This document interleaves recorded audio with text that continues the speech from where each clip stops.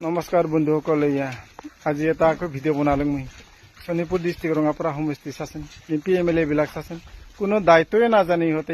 এতিয়াৰ যিহেতু শোণিতপুৰ ডিষ্ট্ৰিক্টৰ MP MLA না গোটেই বুৰ্বক হয়, ইহঁতে অজ্ঞানী হয়, শিক্ষিত নহয়। ইহঁতে শিক্ষিত জ্ঞানী যিটো হ'লেহেঁতেন নহয়, পাব্লিকক সিহঁতে মৰম কৰিলেহেঁতেন।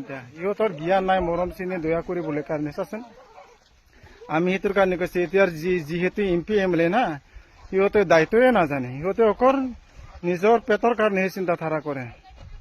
এতিয়া চাচোন মই গাড়ী ঘোঁৰা কেনেকৈ চলাব পাম, হাৱাই জাহাজ কেনেকৈ উঠিব পাম, পাব্লিকক ঠগি পিনি সেইটোৱে ভাবে।